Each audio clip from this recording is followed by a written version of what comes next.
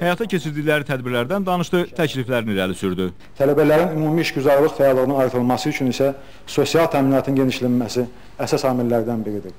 Və artıq dünən imzalanmış sənəd də təqaüdlərin artırılması da və Cənab Prezident yeni tələbə şəhərciklərinin tikilməsi də arzu olunandır. Beynəlxalq fəaliyyətdə gənclərimiz bir çox uğurlara imza atıbdır və Cənab Nazir də bunu qeyd etdi ki, Azərbaycanın paytaxtı Bakı şəhəri artıq inteqrasiya mərkəzinə çevrilibdir.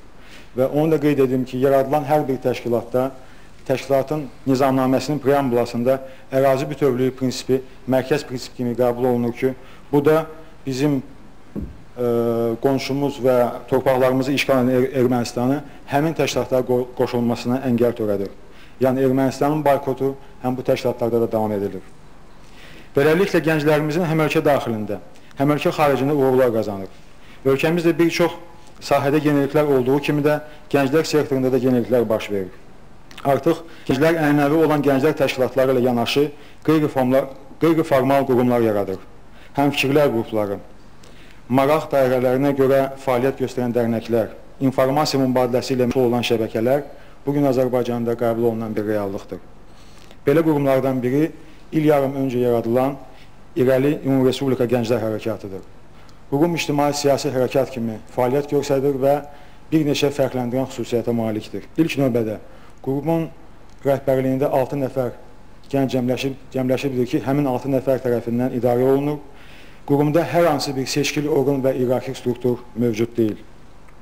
Qurumun hər bir tədbiri Azərbaycan gəncinin və sıravi üzvün ideya və təklifi üzərində qurulubdur.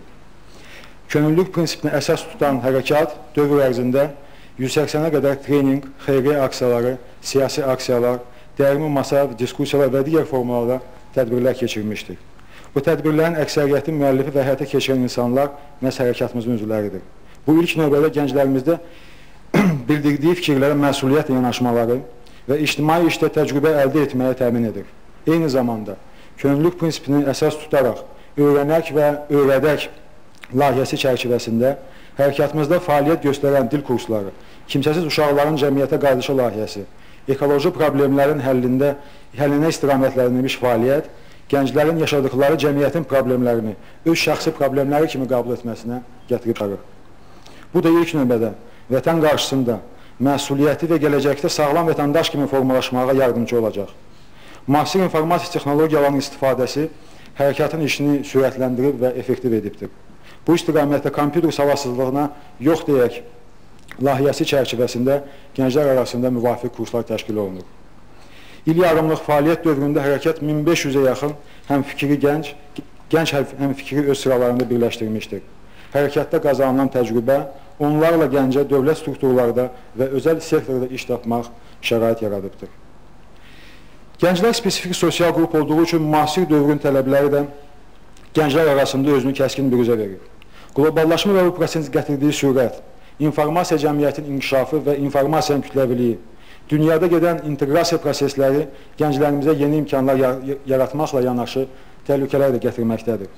İnformasiyanın kütləviliyi və informasiyanın mənbəyi məsələsi gənclərimizə bir çox hallarda problem və çaşqınlıq yaradır.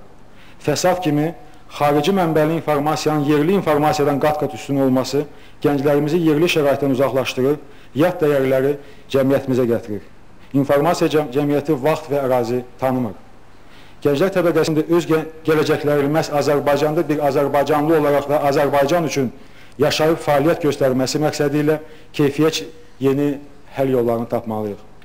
Bu ilk növbədə gənclərə bir fərd toplumu kimi yanaşmanı təmin etməkdir.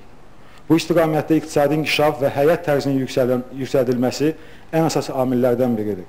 Digər tərəfdən, gənclərin bir fərd olaraq təşəbbüslərinin dəstəklənməsi istiqamətində xüsusi bir fondun yaradılması zəruri hal kimi qəbul oluna bilər. Eyni zamanda bir çox hallarda problemlərlə üzləşən gənclərin təşəbbüslərini həyata keçirmək üçün xüsusiləşdirilmiş bir mərkəzin və yerlərdə müvafiq infrastrukturun yaradılması da bu istiqamətdə töhfə verə bilər. Azərbaycan gənci hər zaman bilməlidir ki, dövlət onun ideyalarını və təşəbbüslərini dəstəkləyəcək. Digər tərəfdən, gənclərin maraqlarını və ehtiyaclarını ödəyəcək, mənbəyi Azərbaycan olan informasiyanın gənclərə çatdırılmasında yaradılacaq xüsusi televiziya kanalları və ya mövcud telekanallarda gənclərlə bağlı verilişlər bir vasitə rolunu oynaya biləcək.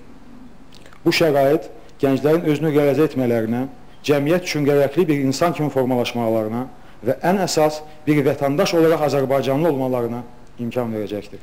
Müharibə veteranlarına, şəhid ailələrinə, əlillərə, həmçinin dövlətin sosial qayğısının ildən-ilə gücləndirildiyini xüsusi vurğulayan natiq, gənclərə göstərilən dövlət qayğısının da razılıq doğurduğunu bildirdi. Cənab Prezidentin imzaladığı 2005-2009